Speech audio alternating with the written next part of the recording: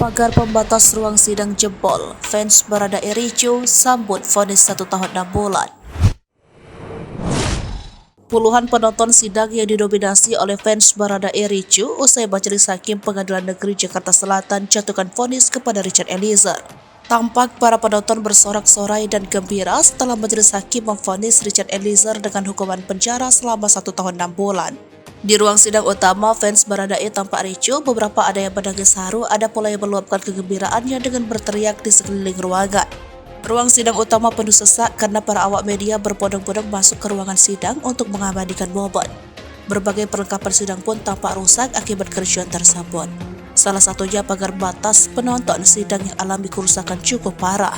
Pagar yang terbuat dari kayu itu tampak roboh akibat diterobos oleh para pengunjung sidang.